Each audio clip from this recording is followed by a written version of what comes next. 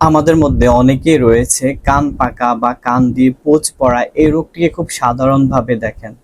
যদি সঠিক সময়ে এই রোগের সঠিক ট্রিটমেন্ট বা চিকিৎসা না নেওয়া হয়, তাহলে দেখা যায় এই রোগ থেকে পরবর্তীতে আপনার কানে শো শো শব্দ হতে পারে, ভোঁ ভোঁ শব্দ হতে পারে এবং কানে বধিরতাও তৈরি হতে পারে, কানে নাও শুনতে পারেন।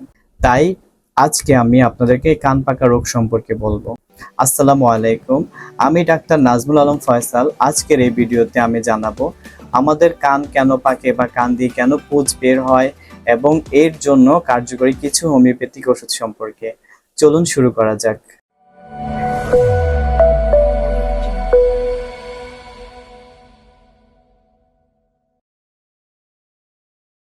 কান পাকা রোগ বা কান দিয়ে পুঁজ পড়া রোগটি আমাদের মধ্যকর্ণে বা আমাদের কানের ভিতরে যদি কোনো ব্যাকটেরিয়া বা ভাইরাসের কারণে ইনফেকশন তৈরি হয়, তাহলে সেই ক্ষেত্রে এই কান পাকা রোগ তৈরি হয়। এখন আমরা জানবো কেন আমাদের কান পাকা রোগ হতে পারে বা কান দিয়ে পুঁজ পড়তে পারে।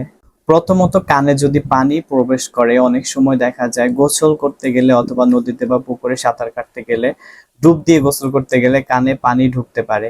সেই পানি ঢোকা থেকেও কান পাকা রোগ তৈরি হতে পারে। দ্বিতীয়ত, যদি ঠান্ডা লেগে যায়, ঠান্ডা থেকেও কান পাকা রোগ তৈরি হতে পারে। কোনো কারণে যদি কানে আঘাত লাগে বা কানে যদি কোনো কারণে দেখা যায় আমরা কটন বাড বা কোনো কিছু দিয়ে যদি কানে আঘাত করি, সেক্ষেত্রে আমাদের কান পাকা রোগ তৈরি হয়। এছাড়াও বাচ্চাদেরকে যদি অনেক সময় বাচ্চাদেরকে মারা লিকুইড বা তরল খাবার যখন বাচ্চা শুয়ে থাকে সে অবস্থায় যদি দেন, সেটা দেখা যায় তার কানে প্রবেশ করতে পারে এবং সেই ক্ষেত্রে কান পাকা রোগ তৈরি হতে পারে বাচ্চাদের। তাই বাচ্চাদেরকে লিকুইড খাবার খাওয়ানোর সময় অবশ্যই বসিয়ে খাওয়ানো উচিত। অনেক সময় দেখা যায় হামের পরে এবং দেখা যায় যদি বসন্ত বা পক্স হয়ে থাকে, পক্সের পরেও অনেকের কান পাকা রোগ তৈরি হতে পারে। ঠান্ডা সর্দি কাশির ফলে কানের টিউব বন্ধ হয়ে কান পাকা রোগ তৈরি হতে পারে। অনেক সময় দেখা যায় টনসিল বা গলায় যদি ফুলে যায়, গলায় কোনো ইনফেকশন হয়, সেখান থেকেও সেই ইনফেকশন কানে ছড়িয়ে পড়ে এবং সেখান থেকেও দেখা যায় কান পাকা রোগের তৈরি হয়। এখন আমরা জানবো কান পাকা রোগের লক্ষণ কি কি। প্রথমত, কান দিয়ে পুঁজ বের হবে, অনেক সময় পানিও বের হতে পারে এবং কিছু কিছু ক্ষেত্রে দেখা যায় পুঁজে অনেক গন্ধ থাকতে পারে, আবার অনেক সময় গন্ধ কমও হতে পারে। কানে প্রচন্ড ব্যথা হবে, অনেক সময় পুঁজের সাথে রক্ত বের হতে পারে। সেই সাথে নাক বা গলা বন্ধ থাকা, কানের মধ্যে ভার ভার অনুভূত হওয়া, চাপ চাপ অনুভূত হওয়া, শ্রবণ শক্তি বা শোনার ক্ষমতা কমে যাওয়া। কান পাকা রোগের আরো লক্ষণের মধ্যে রয়েছে শ্রবণ শক্তি কমে যাওয়া, কানে ব্যথা অনুভব হওয়া, কানে ভার ভার অনুভূত হওয়া, কানের মধ্যে দিয়ে পুঁজ পড়া, পুঁজ পানি বের হওয়া বা অনেক সময় রক্ত বের হতে পারে পুঁজের সাথে। এই সকল লক্ষণ দেখলে আমরা মোটামুটি ধরে নিয়েছি তার কান পাকা রোগ হয়েছে বা কান পেকেছে বা কানের মধ্যে পুঁজ হয়েছে। এখন আমরা জানবো এই কান পাকার জন্য প্রয়োজনীয় কিছু হোমিওপ্যাথিক ওষুধ সম্পর্কে, যেগুলো খুবই কার্যকরী। প্রথমত, কান পাকার জন্য আমরা যে মেডিসিনটা দিই সেটা হচ্ছে সাইলেশিয়া। সাইলেশিয়া রোগী, বিশেষ করে যারা পানিতে ডুব দিয়ে গোসল করার ফলে অথবা কানের ভিতরে যদি পানি ঢুকে যদি তার কান পাকা রোগের তৈরি হয়, সেক্ষেত্রে সাইলেশিয়া খুব ভালো এবং দ্রুত কাজ করে। এক্ষেত্রে দেখা যায় রোগীর কানের ভিতর থেকে দুর্গন্ধযুক্ত পুঁজ বের হয়। এই কানের পুঁজ অনেকটা মাংস ধোয়া পানির মতো দেখা যায়। পুঁজের সাথে কিছু রক্ত মিশ্রিত থাকতে পারে। সেই সাথে কানে ব্যথা অনুভূত হতে পারে, ভার ভার অনুভূত হতে পারে। এই সকল লক্ষণ পেলে যদি আমরা রোগীকে সাইলেশিয়া 200 নিয়মিত সকাল বিকাল দেই, ইনশাল্লাহ দেখা যাবে তার এই পানি ঢোকার ফলে কানে যে সমস্যা তৈরি হয়েছে বা কান পাকা রোগ হয়েছে সেটা ইনশাল্লাহ ঠিক হয়ে যাবে। যদি কারো কানের ভিতরে আঘাতের ফলে দেখা যায় আমরা কান পরিষ্কার করতে গিয়ে কাঠির আঘাতের ফলে অনেক সময় কানের ভিতরে ইনফেকশন হতে পারে এবং আঘাতের ফলে যদি ইনফেকশন তৈরি হয় এবং যদি ইনফেকশন থেকে তার কানে পুঁজ হয়, সেই ক্ষেত্রে আমরা যে মেডিসিনটা সর্বপ্রথম দিয়ে থাকি সেটা হচ্ছে আর্নিকা মন্টানা। এক্ষেত্রে আর্নিকা 30 সকাল বিকাল রোগীকে নিয়মিত দেওয়া যেতে পারে, তাহলে দেখা যাবে তার এই কানের সমস্যা দ্রুতই ঠিক হয়ে যাবে।